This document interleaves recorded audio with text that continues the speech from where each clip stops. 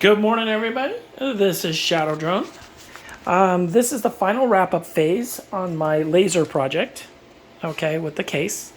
I just posted a previous post which had me completed already, but I ran into an issue, and I'm going to go through that issue really quick to clarify, and it's now complete. There's nothing else to do to this. It's done, thank God. Okay, by the way, this cost me a little bit more than I expected, but hey, you know how projects go. All right, so in the initial video, you noticed that when I showed you the previous one to this one, where the control panel for the laser is here, obviously, as you can see here. Well, that changed, and I'll explain why. This was on here before. Okay, this is an adjustable voltage step-up block. And what this does is it allows you to increase lower voltages to higher voltages based on what you need, okay? Now, the problem that happened with this was that when the laser turned off and on, based on the printing requirements, this unit would not power back on because this is a momentary on switch, okay? So the problem I ran into with this, which kind of screwed me up, was the fact that it worked fine to power the laser, but when the laser turned on and off to do a print, like it has to do, because obviously you can't do a continuous line, when the power was reapplied to this module did not stay on. So the laser stopped working. So this, even though it's a good idea, not going to work. I'm going to use this for a different project. Okay, so what I ended up having to do is I had to rework something. Instead of using the adjustable, I got something like this.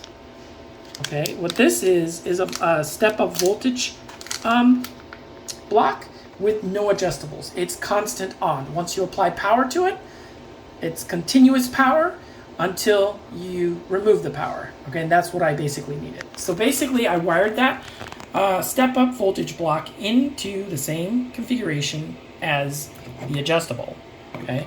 The only other difference is I used a voltage current meter that I had left over from a different project, which wasn't being used anymore, so I can at least monitor the voltage going in and the current being drawn from the unit while it was working, okay? So at this point, I'm gonna give you a quick demonstration of the control panel. So basically you have your typical on switch, okay? That powers on the power to the laser and the board, okay? Now, once I do that, I'm gonna move over here real quick. I'm gonna go to the software, oops, and I'm going to turn on the laser, okay? And the laser is now on. As you can see, it shows the current being drawn. Now, it's not exactly 24 volts, but unfortunately with some of the things that are, you know, nothing's 100%. Anyway, it's still enough to power the laser at full power, okay? And it shows you the current and everything else. So at this point it works. Now, let's say power is cut to the laser because the program tells it to stop printing. Laser's off, but let's say it brings the power back on, instant power back on. So this solves the problem with the on and off power situation. Now, to show another demonstration here, the emergency cutoff. Now, yes, I can just hit this button here and cut off the laser, okay? But I have to flip this down. I mean, same principle. But I can push the emergency stop, which only stops power to the laser, not the complete power supply, okay? And to reactivate it, you just turn it and it reactivates the laser. So this cuts power, main power, to the box. And this cuts laser only. So pretty much I've got what I wanted. My design works. It's been a lot of tinkering, but it's been fun. One last thing, to power on the box. Now, the box is powered by a, the fan is powered by a 120 volt system. So I can't really run it off of a 12 volt or 24 volt system. So I bought this remote puck that controls a main power source. So I could turn off the power to the box. Oh, and it also kills the power to that. Yeah, that's right, because it all plugs into the same power strip. So this is another option. This is basically an option where I can turn off everything including the fan, or I could turn on everything, including the fan. Now that also brings up the laser, okay? So, yeah, I got too many on and off power supplies, but whatever. So, anyway, this concludes my laser project. I hope that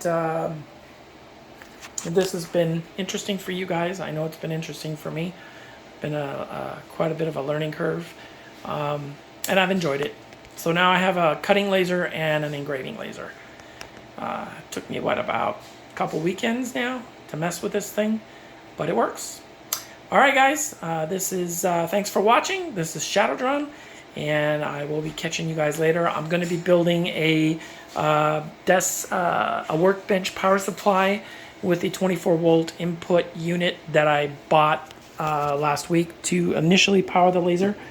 Unfortunately, it wasn't going to work out for that, but I am going to find use for it because I do need a workbench power supply, and I'm going to use this in that design, which will allow me to boost all the way up to, I think, 72 volts with this, coming off of a 24-volt unit.